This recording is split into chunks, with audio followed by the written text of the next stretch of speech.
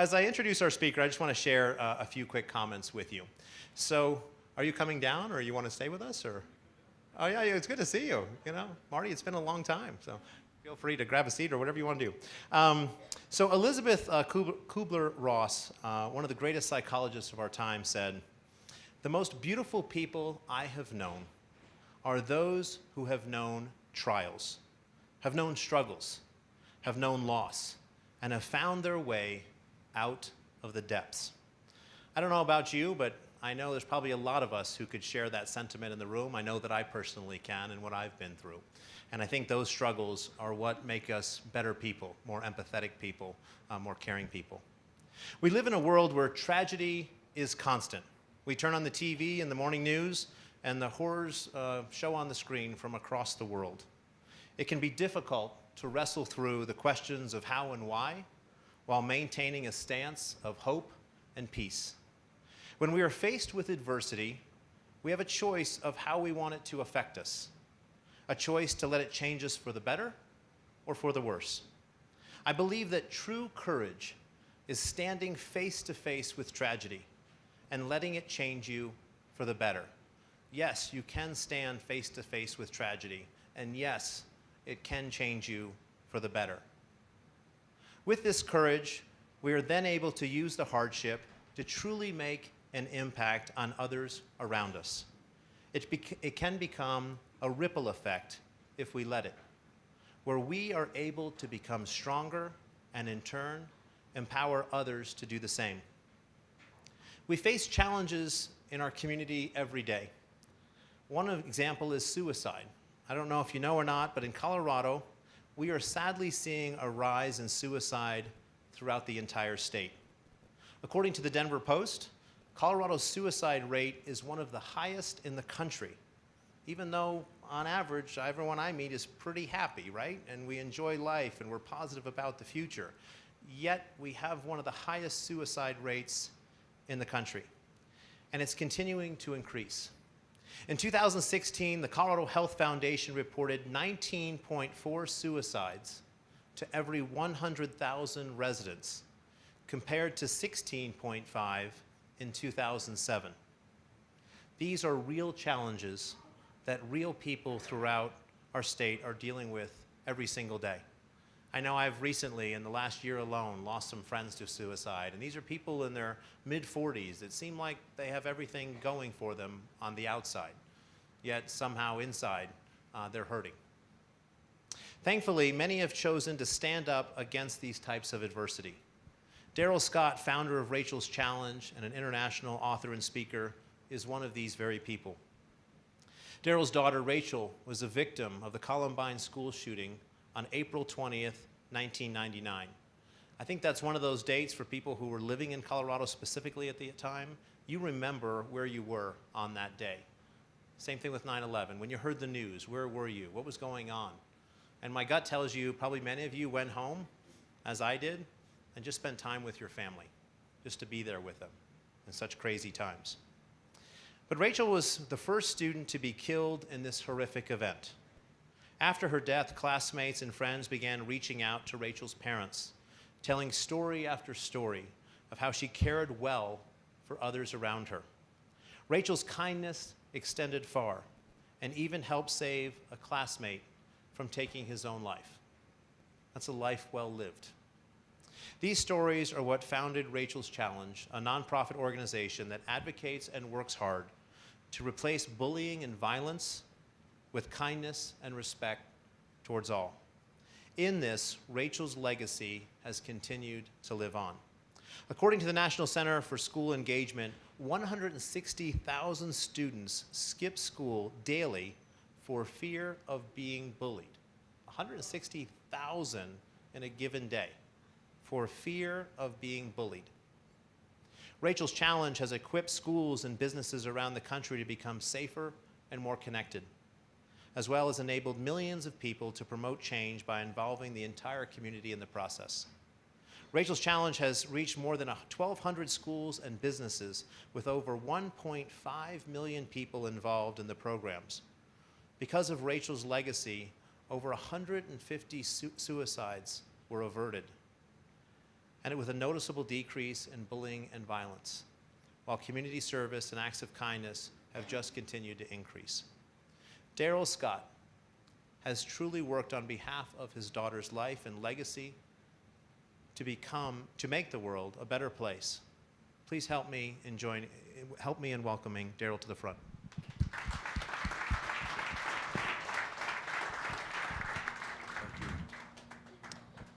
Thank you, Brian. Brian and I have been on a seesaw in our relationship because the first time I met him, I came downtown and I was in blue jeans and a golf shirt, and I was 30 minutes late because I couldn't find a place to park. So I made a terrible first impression. He was in an immaculate three-piece suit, and tonight he doesn't have a tie on, and I have worn one of the two ties that I own just to be here. So it's good to be here tonight. Thank you, Brian. All of us here in Colorado remember the horrible tragedy that took place on April 20th, 1999. And my daughter was not the only one to die that day. There were a teacher and 12 students, including Rachel, were killed. I wish I had time to share all of their stories because their parents are friends of ours, and each one of these children have a story that could be shared, and especially that brave teacher who laid his life down for his students that day. He could have easily been alive today if he had chosen to run, but instead he chose to run into the school. And the police tell us he saved dozens, if not hundreds of lives. But I am going to share over the next few minutes a story that our team of 50 presenters have shared around the world with over 28 million people in the last 18 years, roughly 1.5 million to 2 million each year. And that's the story of Rachel. About a month and a half before my daughter was killed, she wrote an essay for her 5th period class, and it was called My Ethics, My Codes of Life. And in this essay, she challenged her reader to start what she called a chain reaction of kindness and compassion. She said, I have this theory that if one person will go out of their way to show compassion, it will start a chain reaction of the same. People will never know how far a little kindness can go. What you're about to see is a video clip from a television documentary on Rachel's life that tells a little bit more about these 2 pages that she wrote. Compassion is the greatest form of love humans have to offer. A month before Rachel died, she wrote a 2-page essay called My Ethics, My Codes of Life. In that essay, she challenged her reader twice to start a chain reaction of kindness and compassion. I have this theory that if one person can go out of their way to show compassion, then it will start a chain reaction of the same. People will never know how far a little kindness can go. My codes may seem like a fantasy that can never be reached, but test them for yourself. And to see the kind of effect they have in the lives of people around you, you may just start a chain reaction.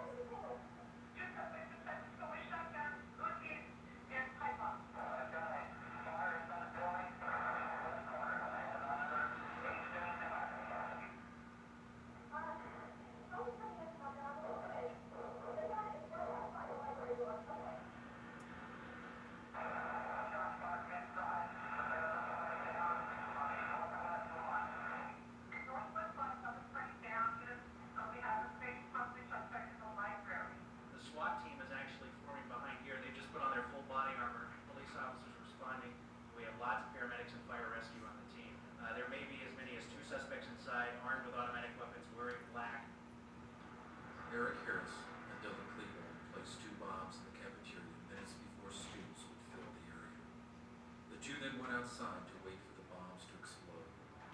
Their plan was to shoot students as they fled from the building. The bombs failed to detonate. frustration, the gunman approached the school, shooting students outside the west entrance. The library was the scene of the most intense shooting. In just 7.5 minutes, 10 people were killed and 12 were wounded. From the school library, the killers walked down the stairs to the cafeteria. The tour scene here randomly shooting and throwing pipe bombs that start fires. The killing of others is now over. 13 are dead or dying. 27 are wounded. In just 22 minutes from the time shown on these surveillance tapes, the two killers took their lives in the library.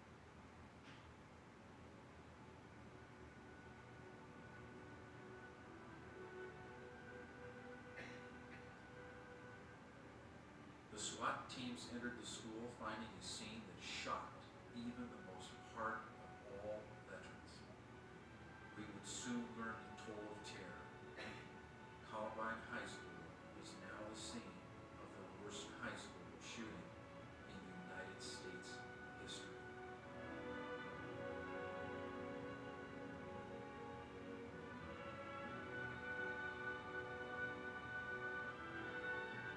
The waiting for family and loved ones was agony. Parents frantically searched for their child. Lists were posted on who had survived. Parents read and reread every name written on the survivors list, praying and hoping that their child had somehow survived.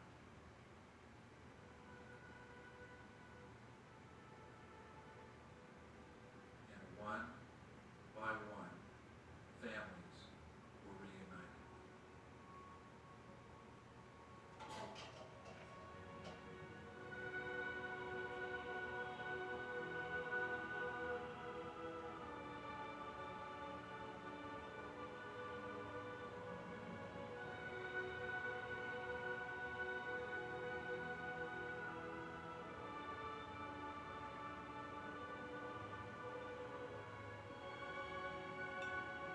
But for the families of 12 students and one brave teacher, there would be no joyous reunion.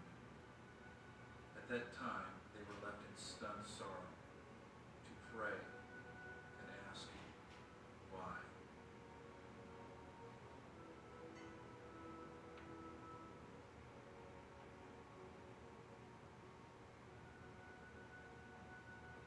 April 20th was the first warm spring day in Colorado.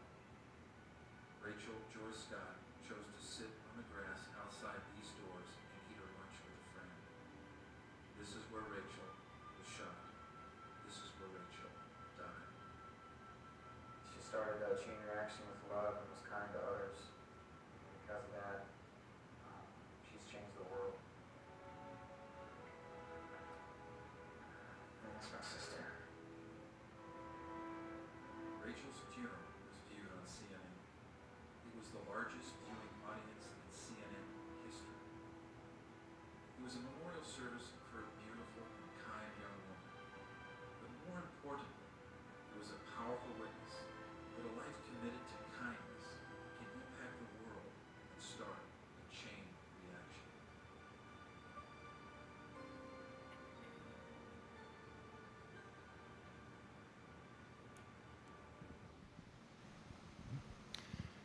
I had two children at school that day. My son, Craig, was also a student at Columbine, and Craig was in the library with two of his close friends, and his two buddies were on the football team. Craig was on the wrestling team, and they were talking about sports sitting in the library when they heard what they thought were firecrackers outside the school.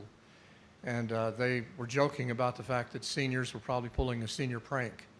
And a few minutes later, a young man ran into the room covered in blood. He had been shot. He fell down in the library floor, and the teacher in the library screamed for all the students to get underneath the desks. And so Craig and his two buddies dove underneath the desk, and the two gunmen came over, and they began to shoot and kill students all around my son.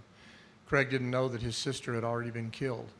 And they came over to the table where Craig and his two buddies were, and they shot and killed his two friends, Matthew Kechter, Isaiah Scholes, and then they turned their guns on Craig. And Craig knew what it was like to know that he was going to die. He knew he was going to die. He faced 2 guns pointed at him and knew that his life had ended. In a split second before they pulled the trigger, the alarm system went off from smoke in the room. It distracted the 2 boys. They never came back to the table where Craig was at, or I would have lost 2 children that day at school. What I want you to hear is Craig talks about his 2 friends. A teacher ran screaming. She was screaming that there were 2 kids outside of the school with guns that were shooting other students. And she was in such a terror. And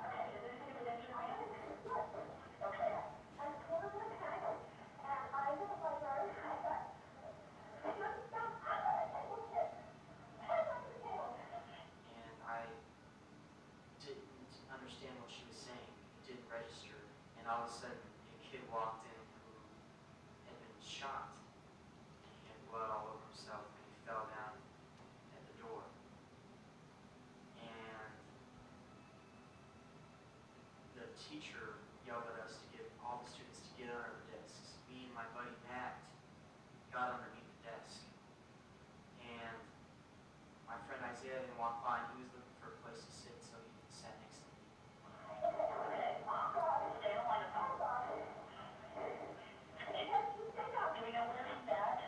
A few minutes later, we heard the gunshots inside the school, and they were coming closer and closer to the library, and my heart started pounding more and more, and I was feeling very afraid. Eric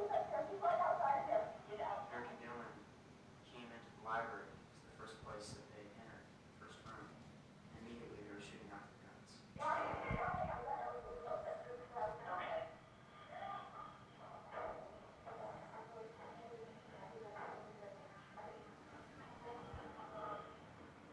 I heard them yelling at students, and they were yelling to each other and shooting off their guns. And that's when me, Matt, and Isaiah looked at each other. We knew that this was really serious and we were really scared. And Isaiah was one of the very few black students in the school. And they began to make fun of Isaiah for being black. And the last thing that Isaiah heard in his life were racial slurs being made against him. And the last thing that he said was, "I can see my mom." And he shot Isaiah with a shotgun in the head. And then they shot my friend Matt. Craig said, Dad, when you talk to people, would you challenge them to get rid of any prejudice they have toward people that are different from them? Because my son saw prejudice at its worst that day. He saw his friend Isaiah taunted with racial slurs moments before he was shot and killed. And the first challenge that we leave, our program is called Rachel's Challenge, and we speak in corporations, we speak in colleges, universities. Primarily, it's in K through 12 education, and all of our programming is age appropriate. We have over 27 different programs for students, as well as do trainings, create service clubs. We have tens of thousands of service clubs all across America and around the world, young people that are doing amazing things. But the first challenge that we leave, we don't call them suggestions. It's not called Rachel's Suggestions. It's Rachel's Challenge, is the challenge to eliminate prejudice. But we don't begin with a negative. We don't say don't. No great goal should begin with don't. And so the way we challenge them is from something that Rachel wrote before she died, and it was in her code of ethics. She said, "It wasn't until recently that I learned that the first and second and third impressions can be deceitful of what kind of person someone is. Let me ask you something. Did you look into their soul and not just at their appearance? Until you know them and not just their type, you have no right to shun them. You've not looked for their beauty. They're good." I want you to notice the middle sentence there. She said, "Let me ask you something. Did you look into their soul and not just at their appearance? Did you look into and not at?" She learned that from a mentor in my life, the only friend I ever had with a World War I injury. His name was Norman Grubb. Norman was a best-selling author in the 1930s and 1940s, and he stayed in my home many times when I was a young man. And this is a picture of Rachel and Norman a short time before he died. But I'll never forget a conversation we had that turned my life. He said, "Darrell, if you will learn to be a see-througher and not a look-at-her, life will have purpose and meaning." Don't look at your circumstances. Learn to see through your circumstances, and on the worst days of your life, you'll find purpose and meaning. He said, don't look at people. Learn to see through the exterior. And that's what Rachel was writing about from Norman's influence, the chain reaction of his influence in her life, to be a see-througher, not a look-at-her. After Norman died, I wrote a poem, I write a little bit of poetry, to honor that simple lesson that he had taught our family, and it goes like this.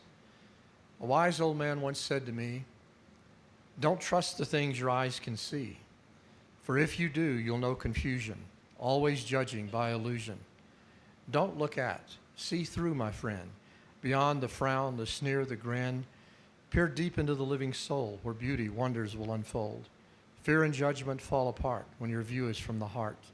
So don't look at, adjust your view, and focus deeper, seeing through. And I always used to jokingly say Norman was kind of like a Yoda in our family.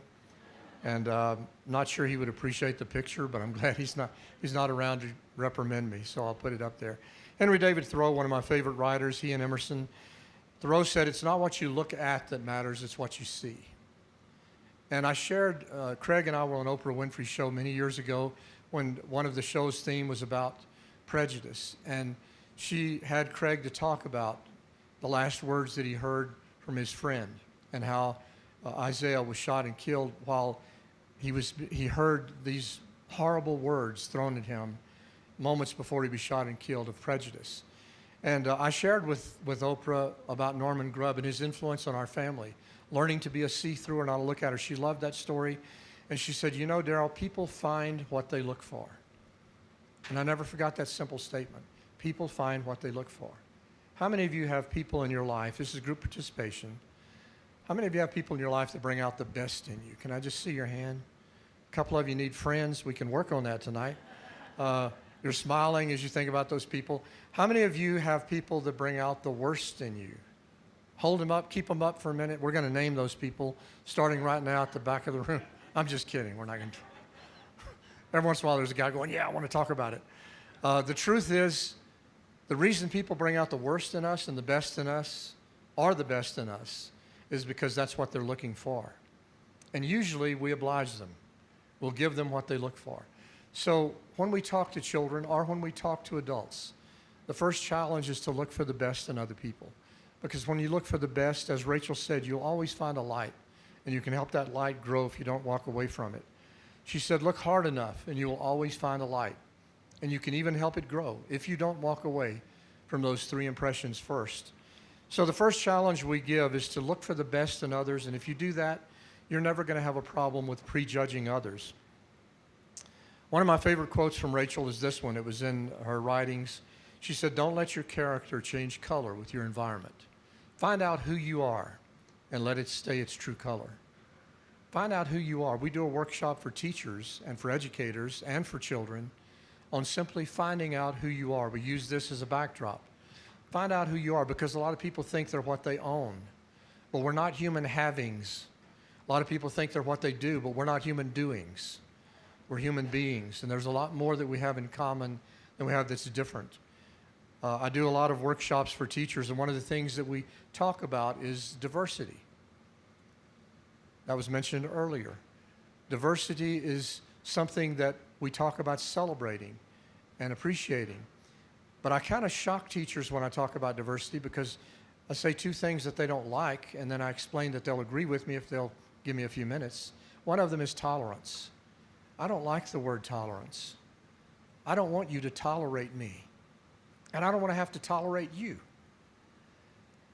I want you to accept me, and I want to accept you. To me, that's a much better word.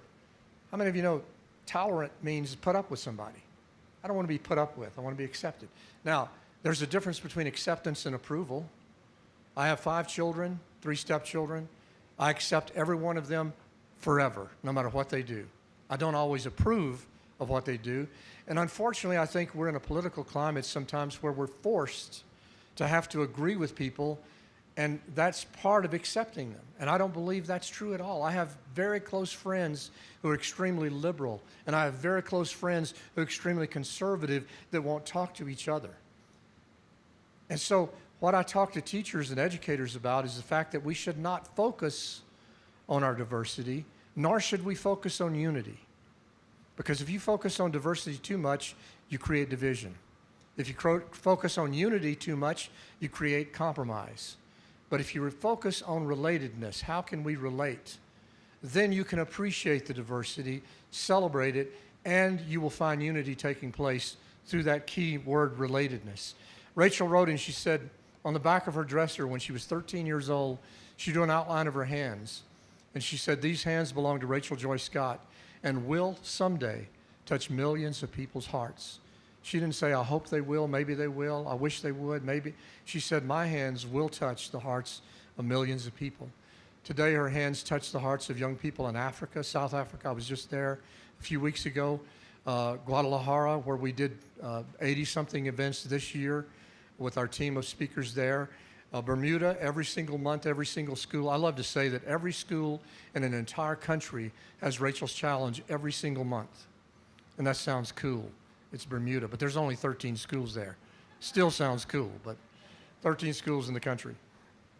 Rachel's hands have touched the hearts of millions of people, including 3 presidents of the United States, including President Bush, who wrote a letter after hearing Rachel's story and recommended everyone possible to hear her story. Dr. Oz chose to do free television commercials for Rachel's Challenge after hearing her story. Elton John dedicated a concert to her and the victims of Columbine. Chuck Norris and his wife Gina have become dear friends of ours, have served on our board of directors, and he dedicated his autobiography to Rachel's memory and has been with us in many events. But the ones that Rachel intended to reach out to the most were other students. And she wrote in her diary, and she said, I want to reach out to those that are with special needs because they're often overlooked. I want to reach out to those that are new at school because they don't have friends yet. And I want to reach out to those that are being picked on or put down by others. And at her funeral, there was a line of young people behind her casket.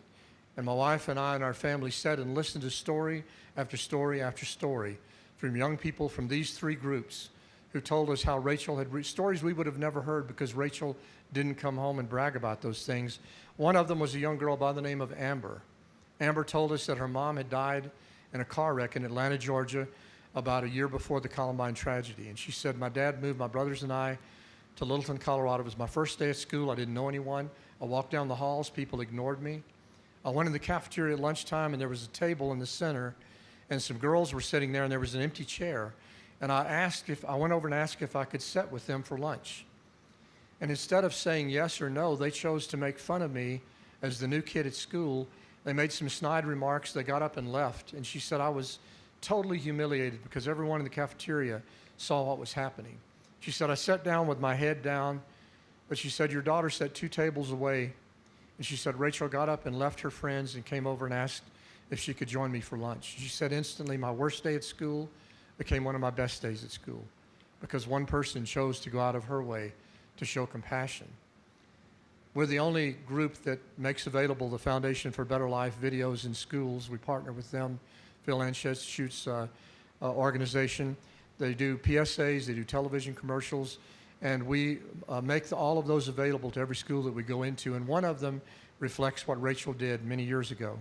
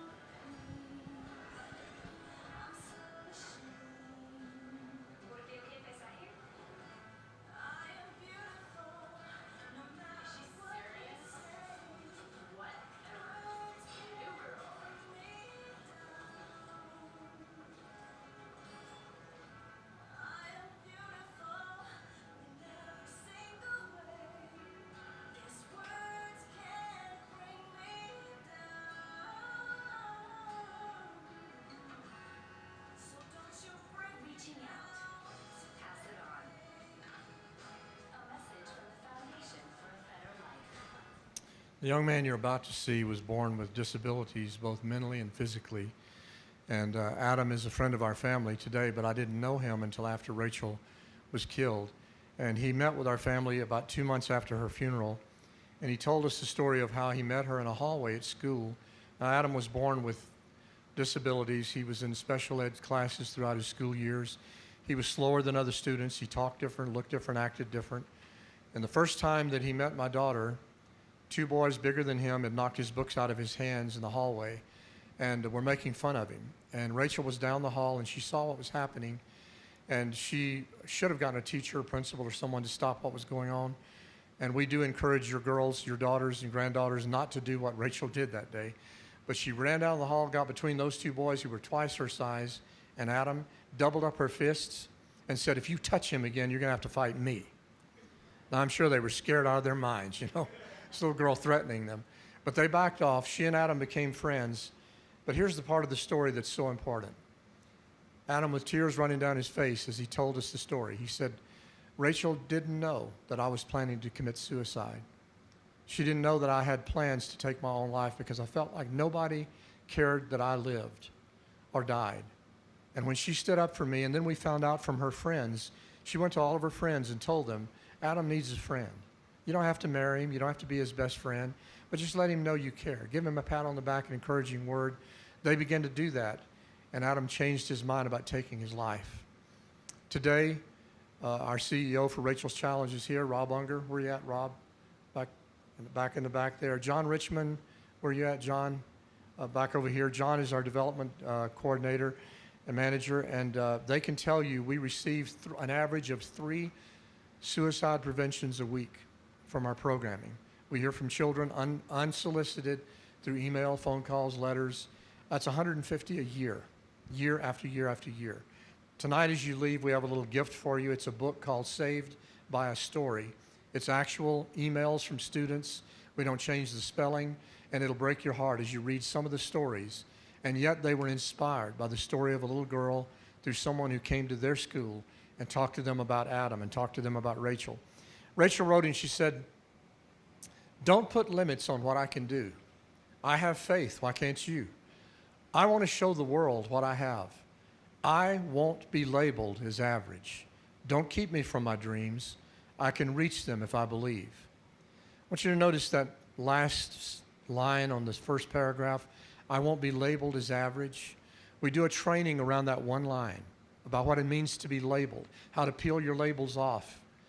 And young people use that as a mantra. They've adopted it themselves, millions of them, to say, "I won't be labeled as average." 2 of the most famous baseball players that have ever lived, Cal Ripken Jr. and his brother Bill, their organization approached us to partner with them a few years ago, and it was based on that one line from Rachel's writings, "I won't be labeled as average."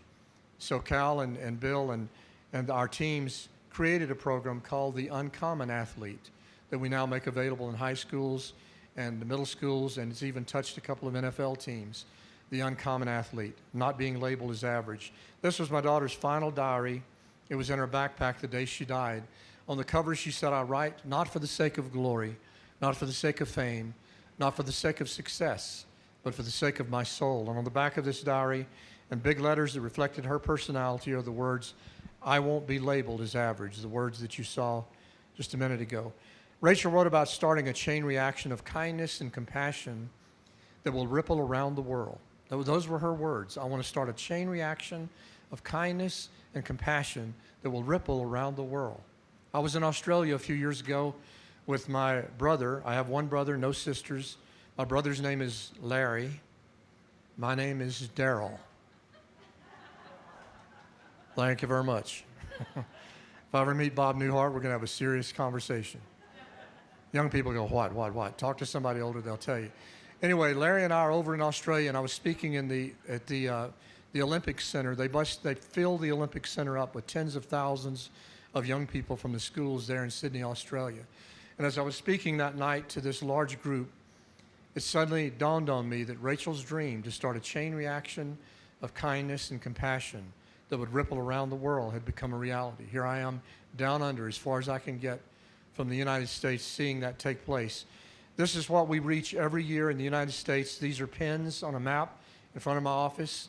It represents schools, businesses, mostly K through 12. They're color-coded. millions of kids each year. And those young people celebrate their acts of kindness through little links, paper links that turn into paper chains. The longest so far is 28 miles long. I'm going to Guadalajara in a couple of months. They're going to celebrate at a huge park there with thousands of young people. And Mexico wants to create a chain that will reach from Guadalajara to Denver. I told them they need a few extra links to get over the wall. So, or we'll help them drill the hole in the wall or whatever's needed to get those chains over. But they want to create the largest chain ever. Recorded acts of kindness. We've done 88 events there in Mexico this year with schools. But this was in the Georgia Dome just shortly before they tore it down. We had 15,000 of our Friends of Rachel Club members. We create service clubs in schools. Those service clubs do amazing things. For example, when the 2010 earthquake hit in Haiti, 7,000 of our students, members of Friends of Rachel clubs in the Dallas area, came together.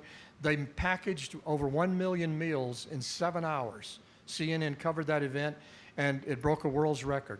So our kids do amazing things. The Today Show greeted the kids at this event. But those chains that you see there, each link represents an act of kindness. How many of you think our country, our nation, our world can use a little more compassion, a little more kindness? And that's what Rachel's Challenge is all about. We leave 5 challenges with students. We can only leave 2 or 3 with adults because you can't handle any more than that. Kids handle 5 of them in our first approach. And last year we did 1,664 individual programs with 507,000 hours of training.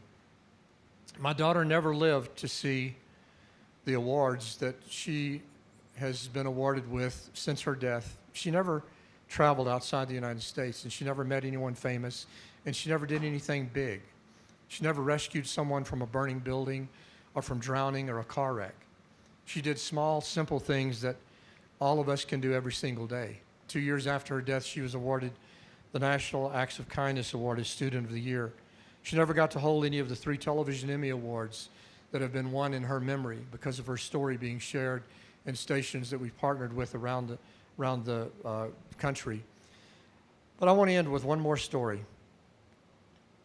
One of our speakers was in a school back east not long ago, and he came in my office and he said, "Darrell, I've got to tell you what just happened." He said, "I was in this school, and the biggest kid in the school, I could tell he was very affected, as many kids were, but he said he was a lineman on the football team, and he said, our speakers will have a string of young people going out the door to talk to them, and we always ask for counselors to be with them because these kids will open up and say things they've never told their parents and never told their best friend.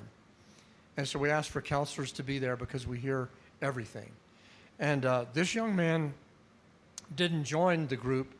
Instead, he came into the auditorium and sat down on one of the chairs and waited for the line to dwindle down. It was just the principal and Dave, our speaker, and this young man. And the principal knew that he needed to talk to Dave alone, so he left. And the young man came up to Dave and he said, "I've been the biggest jerk." He didn't use the word jerk, but I won't use the word he used. He said, "I've been the biggest jerk in this school for the last 4 years. I've bullied people, I've hurt people, I've pushed people around, I've been expelled several times, and I didn't care until today. And today I realized that I want to change. And I don't know how, but I want somehow for this school to know that I'm really sorry for what I've done." Dave had the wisdom not to tell him what to do. He said, "Go get still, get quiet somewhere, it'll come to you. You'll know what you need to do." And so Dave did a training. He went back to his hotel room, came back that evening because we do an evening with parents, and the principal almost tackled him in the parking lot. He was so excited. He said, "Dave, you're not going to believe what happened." He said, "You know the young man you talked to? He's been our biggest troublemaker ever in the school. But he said today, when I walked out to greet the bus drivers, as I do at the end of every school day, he said, this young man was out front, walking back and forth in front of the buses, in front of the schools, and he had made a homemade sign that he was holding over his head. And he said there were tears running down his face, and he had simply written the words on that sign, 'I'm sorry.' He said, I looked in the bus windows and I saw kids with tears in their eyes mouthing the words, 'We forgive you.' I want you to know that you couldn't have bribed that young man to do that. You could have not paid him enough to do that. You could have not threatened him and made him do that. But something reached his heart. Something woke up inside of him. and made him want to change. The final story, this is the final story, is one that I can't explain, but it's one of the most amazing things that's ever happened in my life. 6 weeks after Rachel's funeral, I received a strange phone call from a man by the name of Frank, who is a businessman in Youngstown, Ohio. He said, "Mr. Scott, we've never met, but he said, I'm calling because our family watched your daughter's funeral 6 weeks ago on CNN. It was CNN's largest viewing audience up at that point. And he said, our hearts have gone out to your family, but he said, something has happened to me that I have to tell you about. He said, I've had a reoccurring dream for the last 2 weeks about your daughter's eyes. And he said, this may sound crazy and you may hang up on me, but that's okay. He said, I had to talk to someone in Rachel's family about this reoccurring dream I'm having. And he said, in the dream, I see your daughter's eyes. There's a trickle of tears falling from Rachel's eyes, and her tears are bringing life out of the ground. There's life coming from her tears. And Frank today is a friend of our family, and I was in his hometown a few years ago, and we tape recorded what he told me that day. I had this vision of the eyes of a girl, a sweet girl, and out of those eyes were coming tears, and the tears were pouring to the ground, and something was beginning to grow out of the ground. Life was coming out of the ground. And I asked Darrell if he had this any meaning for him. And he said no. And when I said no, Frank got quiet for a moment. He said, would you please write my name and phone number down and call me if it ever does, if it means anything to your children.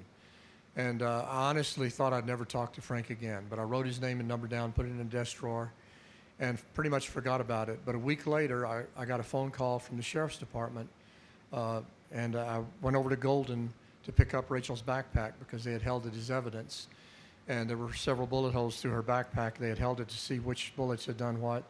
So I took it out to my car. I can't even describe the emotions I felt that day, carrying the last thing that was with Rachel, covered with her blood, into my car. And as I opened up the top of her backpack, I reached down and took out some school books, and there in the bottom was her final diary. And like any parent who had lost a child, I wanted to see the last thing Rachel had written, maybe the day she died. So I turned to the last page of her diary, and I was absolutely stunned because I was looking at this picture. And I can't even describe. I sat there for 30 minutes hyperventilating. I couldn't even catch my breath. I just had a total stranger from 1,500 miles away who could not possibly have known what Rachel drew the day she died on the last page of her diary. And as I looked at the picture, I noticed a couple things. Of course, her eyes. The rose is America's national flower. It's dripping with dark drops. But before they turn dark, there's 13 clear tears. Within 2 hours of her drawing this picture, 13 people had been murdered at Columbine, a teacher and 12 students.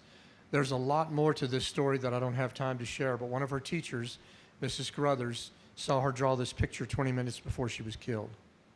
On April 20th, 1999, the day that Rachel died, approximately 10 minutes before the end of the fourth period class, I saw her drawing, and I asked her about it, and she said, oh, Mrs. Carruthers, it's not finished, but I was inspired to draw this. She just looked at me and said, Mrs. Carruthers, I'm going to have an impact on the world. Those were some of the last words Rachel spoke. I'm going to have an impact on the world. This is the last picture taken of her at her high school prom just a few nights before the Columbine tragedy.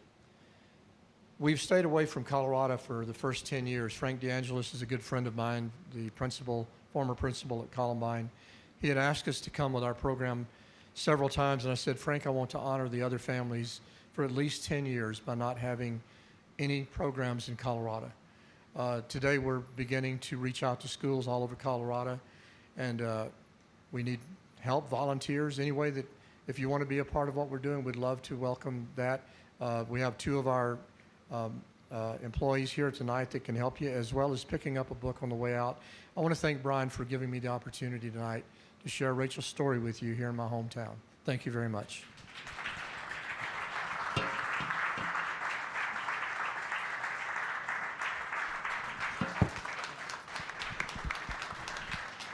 You got to stay here. We're going to ask some questions. Thank you.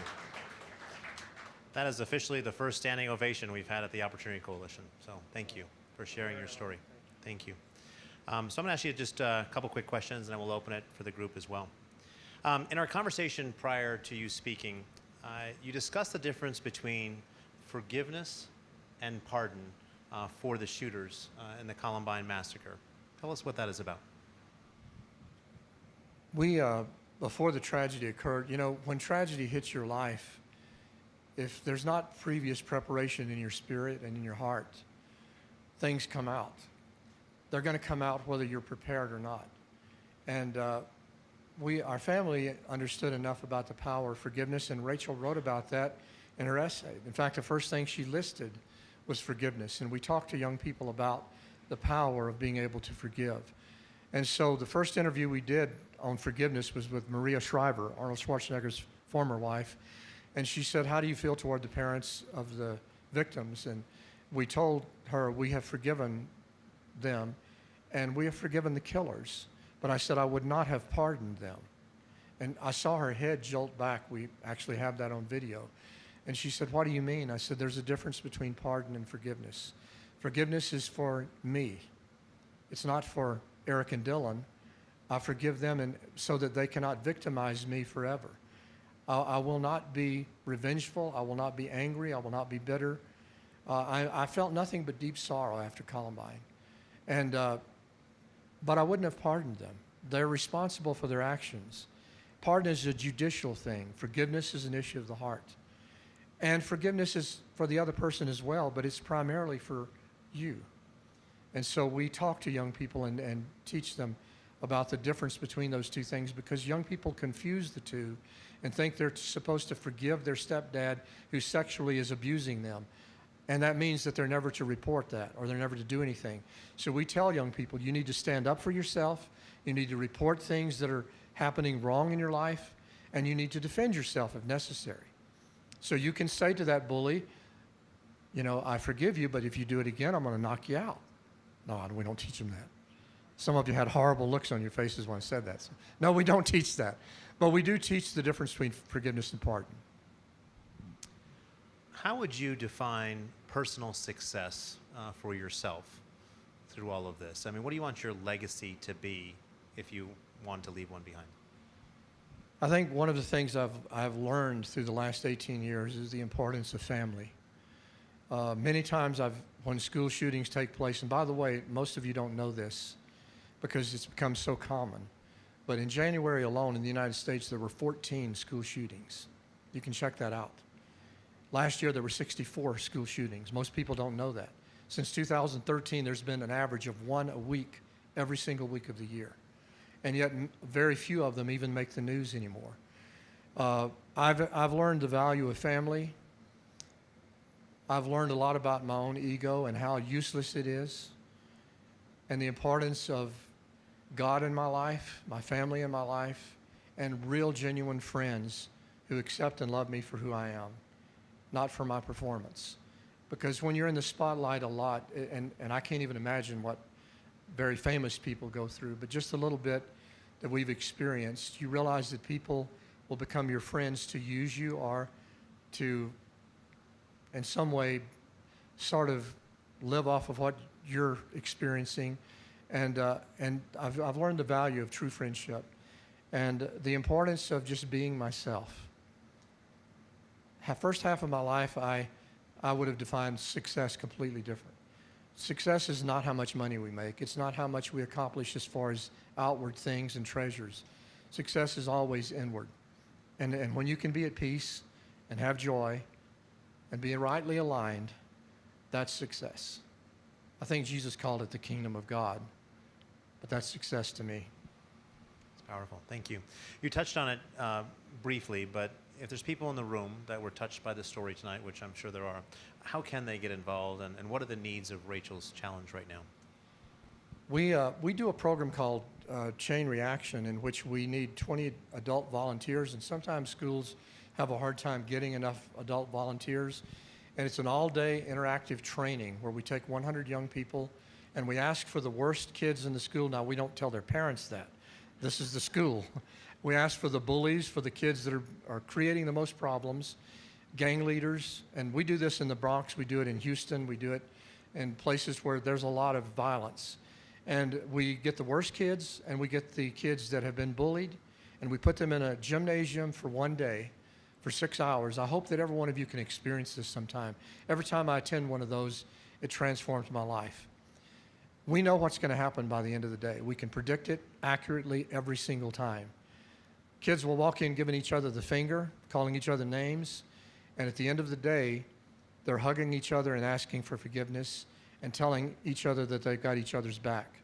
So if you ever get an opportunity, you can check with our office. John back here, Rob back here, you can get more information from them about that. We are starting a whole new venture in Colorado. My son Craig is going to be the speaker that we build around. We're doing this in 4 locations around the United States where we're actually lowering our cost. We have 2,000 schools wanting us today that cannot afford us, because when we send people out, it costs an average of $1,500 just to fly them there, hotel room, rental car. Schools can't afford that kind of programming. And our programs run from $3,600 to $6,500. We're choosing to lower our cost down to $2,800 for the $6,500 program, which is an all-year program. And my son will be the one here in Colorado working on that. So we need finances. I don't know any other way to say it, but that's one of our needs, is financial help. So not everybody can do that. So we can use volunteers, we can do financial help, and we've had people that have donated their expertise. A printing company here in town has told us they will print all of our materials free of charge, and that's just been such a blessing this year. So. That's great. Okay, what questions do you all have? Yes. So I paint florals every single day, and I didn't know this event was going to happen. I printed out a Columbine for reference painting. Wow. I was wondering, I was going to go home and paint, but I decided to stay here and listen to this. Does the symbol of the Columbine in your mind need to be taken back as a flower of beauty? Or is it something that's still too painful and close to the actual accident? So Jason's question is, he paints florals, and he's wondering if the symbol of the Columbine needs to be taken back for beauty versus being associated with the school and the shooting. No, Columbine is a wonderful school. It always was. The symbol of the Columbine means like a dove. It's the same symbol that's used in Christian religion for the Holy Spirit, like a dove. In one of Rachel's drawings, which I didn't show, the same rose with the dark drops falling from it was actually coming out of a Columbine plant. The state flower and the national flower. The rose is the national flower. So I think it would be a tragedy for the Columbine flower to not be used as a symbol for the school itself. Frank DeAngelis is a wonderful man. He was a wonderful principal. And every school has its bad apples. Every school has its wonderful kids. And I would feel that Columbine should always remain the way it is. So if I were to paint this, do you have a social media tag I can link this to? Or Yes. Oh, that's beautiful. Yes. really was getting ready to paint this. Yes, absolutely. Yes, you can go to our website, rachelschallenge.org, and send us that, or talk to one of our guys back here tonight. And who knows, maybe for a fundraiser you could paint something and auction it off or whatever. So thank you for being here, though. Hey, you never know. What other questions do we have? Kyle?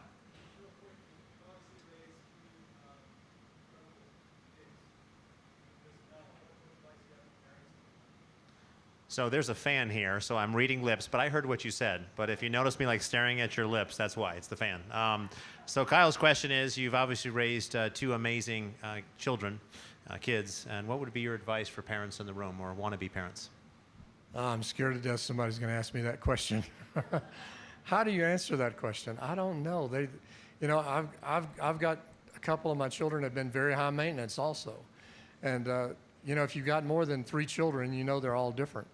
I honestly, we raised them to respect others, to keep the golden rule, to realize that, Brian was talking about diversity earlier, and we've raised our children to appreciate the diversity in other people. And I was not a real strict parent. How many of you ever heard of Love and Logic? I'm going to do a little commercial for them. Okay, Dr. Fay is a very close friend of mine. He started Love and Logic many years ago. In fact, I was with him just the other day. And he and his son Charles and I have traveled together and spoken in conventions. And I believe if you're a parent of a small child, their stuff is just awesome. They teach to create an atmosphere in which, and we did this without having gone through Love and Logic, where your children can fail while you're still the one in charge. Creating situations where they can fail and learn from their lessons.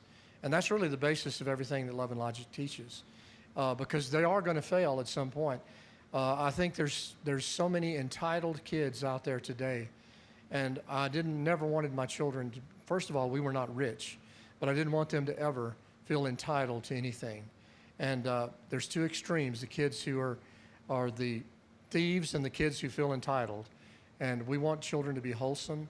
So I don't have a lot of advice. I would just say, buy a Love and Logic book. Charles, thank you for that. There you go. Any other questions? Let's give Darrell a round of applause. Thank you.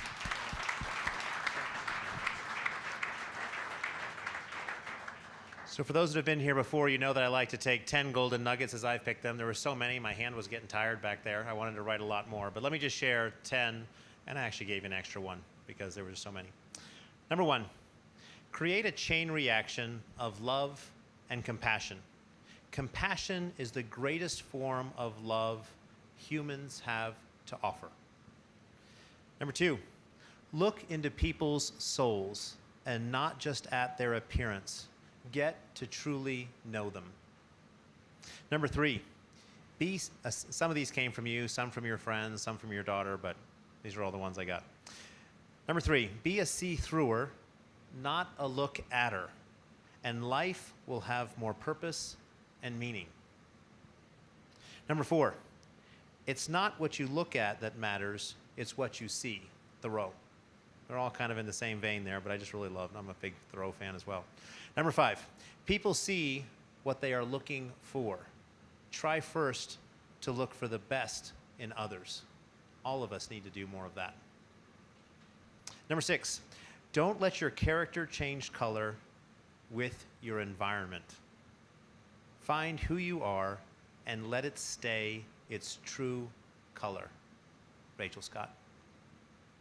7, we are not human havings, we are human beings. Don't define or live your life by what you have or don't have. Number 8, focus on relatedness. I really like that one a lot. And more understanding and connectedness, if I can put that word out, will occur. And I'd like each of you to hold your hand in front of you right now and look at it.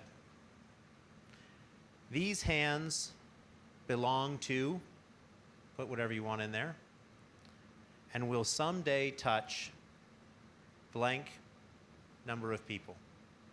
What is that for you? My parents told me when I was young, Brian, you'll be a blessed man if you could impact one life for the better. And if the Lord gives you an opportunity to impact a few hundred, a few thousand, a few million, so be it, but always focus on the one.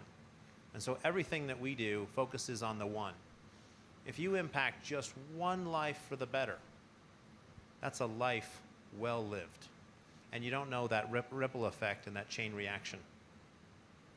And number 10, don't be labeled as average. None of us are average in this room. You are a human being that has just amazing talents and things to offer. You're not average. And number 11, which is kind of along with the first one, and I was thinking about that picture in the room with all of those paper chains hanging down. And I was wondering, each of us needs to remember that and that impact. Start a chain reaction of love, kindness, and compassion, and just see where the ripples will go. So thank you for listening to those. Okay. So for upcoming events, on March 8th, we have Lloyd Lewis, who's president and CEO of Arc Thrift Stores, and he is with us tonight if you want to say hello to him. April 12th, we have Sarah Heron, who's founder of She Lift. Really excited about Sarah. Does anyone know Sarah in the room at all? She's awesome. She was born with a limb difference, here in Colorado, and she is taking that challenge and now empowering young women throughout the world and taking them rock climbing and all kinds of really cool things. And so definitely come listen to her. May 10th, we have Heather Callender Potters, who's co-founder and vice chairman and chief business development officer of PharmaJet. It's a company here, medical device company here that's just fascinating. June 14th, we have Michelle C. Witten, who's president and CEO of Global Down Syndrome Foundation. And September 13th, we have Mike Pritchard, who's also here tonight, who's the CFO of the University of Colorado Foundation. Thank you all for being with us, and we hope to see you in the future.